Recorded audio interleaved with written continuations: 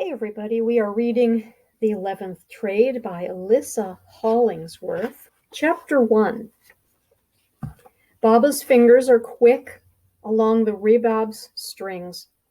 He doesn't see me right away, so I hang back, listening to the music, enjoying the glow that seems to fill him when he plays. But then his eyes catch mine and his smile widens into something just short of a laugh. "Ah, son of my son, the young scholar," he calls in Pashto. "And how was the new school?" "Good." Speaking the language of our people, the Pashtuns, brings me relief after struggling through English all day. I hurry toward the light of Baba's eyes, the sound of his music. For the first time today, it feels like my skin fits. I drop my frayed backpack beside Baba, the Manchester United keychain jingling against the wall. The brick floor probably had color at some point, but it's all covered in grime now. I sit and fold my legs, careful to tuck my feet under my thighs like my mother, taught me. Really good, I think. Baba nods and his strumming fills the stuffy air with music. The twangy sound bounces around the tight subway tunnel in loud echoes. A man drops a $20 bill into the rebab case. I get a glimpse of his neatly trimmed beard and smile. He's gone into the crowd before I can say thanks. Back in Afghanistan, before the Taliban came, Baba was a famous performer. People would pay thousands of Afghani to hear him play. Here, rush hour Bostonians leave a wide space around us with a funny looking, not looking expression on their faces. Some of their steps pound a rhythm to match Baba's song. Others walk out of sync, footfalls clashing against the tempo. My brain keeps wanting to blend the offbeat movement into the music. "And have you made any friends yet?" "No." I focus on pressing a wrinkle in my jeans flat. I'm not sure I even looked anyone in the eyes all day.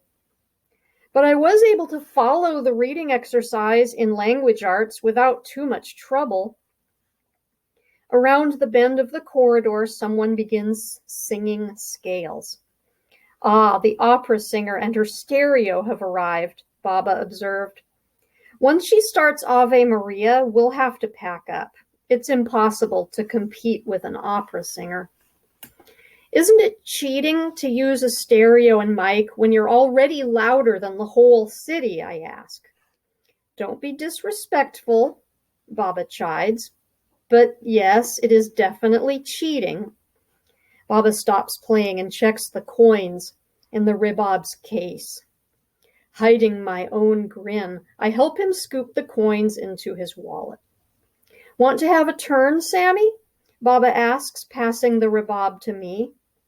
The opera singer cranks up her stereo, and the first cheesy violin notes drift down the tunnel. "I will just go wash my hands, and then we can head home." "They say go to the bathroom here," I remind him, taking the rebab. "I'll go to the bathroom then." His eyes crinkle.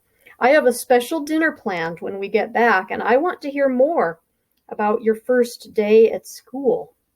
Then, if we find the right radio channel, we can listen to that Champions League final before bed." All right. I adjust the rebab in my lap, singing one of the Manchester United chants. "Hello, hello, we are the Busby Boys." Baba hums as he wanders off. I flick my fingers over the rebab's three main strings.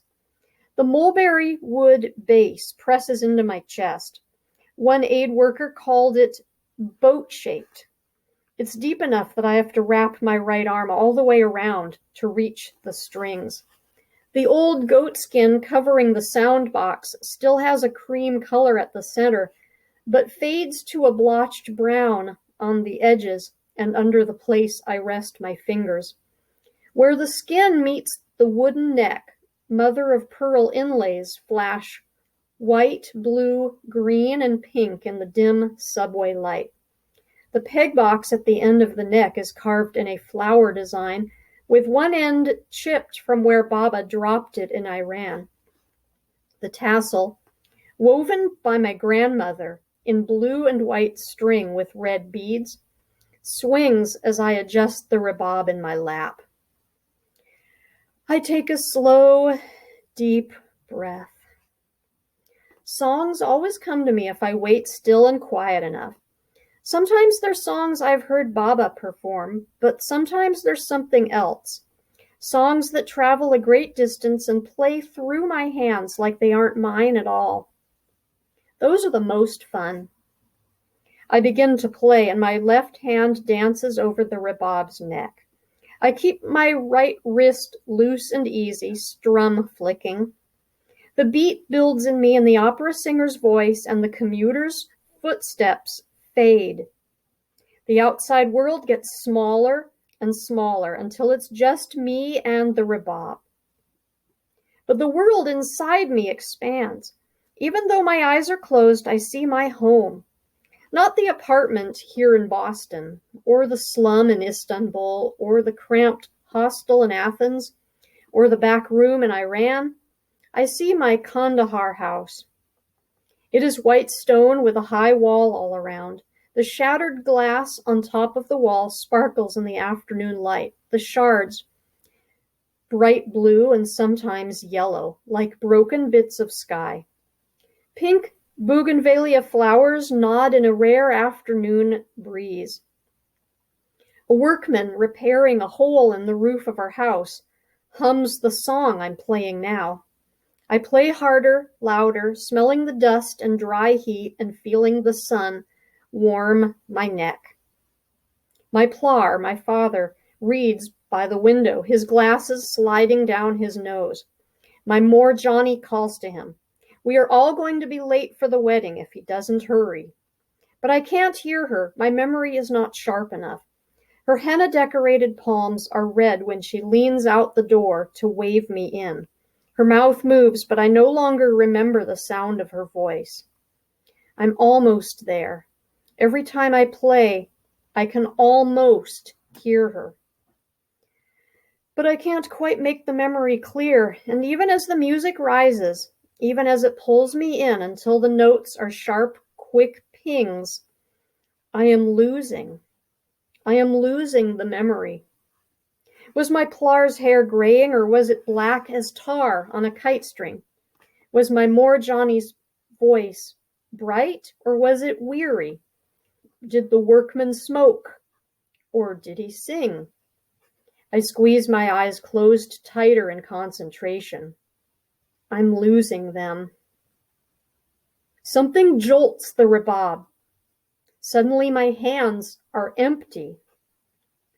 My eyes fly open. A teenager hurries with the crowd toward the platform. The rebab is in his hand. He snatched it from my lap. For 3 long heartbeats, I'm too stunned to move. Then I scramble to my feet. Hey, I wheeze, trying to get enough air to speak. My legs steady and I start to run. Hey, stop! My voice still comes in a squeaking whisper. We're both heading toward the opera singer, and her song lifts to a deafening crescendo. I can't even hear myself yell over the volume of her speakers. A man's elbow almost knocks my eye, and a woman's briefcase blocks me from squeezing past her. Far ahead now, in a sudden shift of the crowd, I spot the teenager's black coat. He must have tucked the rebab inside because I can't see it anymore. Stop, I shout, my voice crackling with the effort. No one listens, least of all the thief. I press against arms and legs, but they push back. Watch it, snaps a young woman. Back off, growls an older man. A sudden surge pushes me onto the platform. It's packed so tightly I can't spot the thief at all. I slide along the wall and jump up on the edge of a bench where a bunch of college students are sitting. Balanced on one foot, I scout the crowd. I scour the crowd. The train arrives. Everyone presses into the already crowded cars. There, the thief shuffles onto the train and pushes his way toward the center. The rebab is in his right hand. Stop! I scream. A few heads turn. I lunge off the bench, but too many people press between me and him. The adults tower above me. I shove my shoulders against their arms, fighting my way forward. The T train gives two loud beeps. The doors are closing. I burst free at the platform's edge. The doors slide shut right in front of my nose. The teenager is only a few feet away. He glances at me and his eyebrows lift a fraction. He's pimply, the redness bright on his pale skin, and he has gray eyes and shaggy blonde hair. Stop him! I bang on the window and wave at the passengers. The train begins to move, slowly at first. I run beside it, down the bumpy danger strip where the adults aren't standing. Please, please. The people in the train don't hear or don't care. The speed builds and I'm falling behind. I'm falling away from the rebab. Then with a swoosh, the train disappears into the tunnel. I'm standing on the platform, breath heaving, ears ringing. The rebab is gone.